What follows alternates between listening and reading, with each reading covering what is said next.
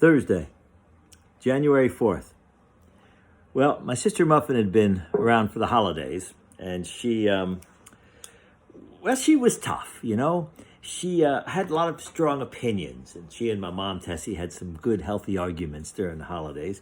And then she disapproved of the reading that I was doing. I read Famous Monsters of Hollywood magazine all the time, and she disapproved of it. She said, "You are rotting your brains." Muffin wanted me to read things like this little book right here. See? It's Animal Farm, the George Orwell classic. And I had actually, earlier in the year, read the first chapter of this book. But I got the feeling that it wasn't going to turn out that well for the animals, so I put it down.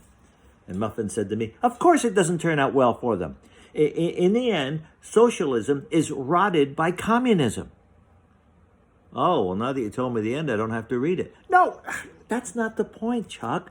Chuck, listen to me. Listen to me. You have to read this because you have to know how it happens. Well, why do I need to know how it happens? Because it could happen here. Authoritarianism could just rise up in the middle of a democracy and take over. You have to know this so you can recognize when that happens. I had no idea what she was talking about. All these ism words and stuff. And, well, Muffin was convincing, so I plowed through this little book. And I read the whole thing, and it didn't turn out well. I mean, in the end, the mean pigs are really mean to the other animals on the farm, and the mean pigs turn into mean people. Muffin had gone back to New York by the time I finished it. So I went into the kitchen where Tessie was clipping coupons from the Journal News, and I asked her if she had read Animal Farm. I remember that story. Yes, I didn't like it. What didn't you like about it? Well, I hoped that the good pig, Snowball, would come back and kill the mean pig, Napoleon. Oh, well, Muff says there's a cartoon version of it where the ending is like that. Oh, well, I didn't see that. That sounds like a Disney movie. Well, it wasn't a Disney movie, no. It was, actually, years later, I saw it.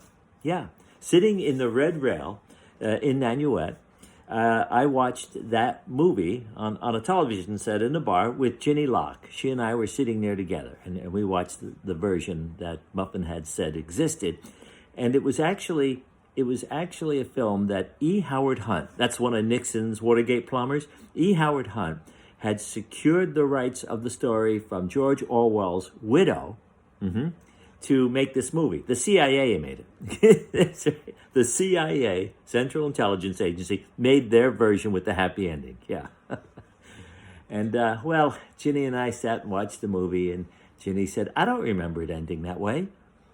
No, I said, no, it doesn't end that way. In the book, it's really bad for the animals at the end. And, well, it's hard to read, but you read it anyway because you have to know how these things happen because...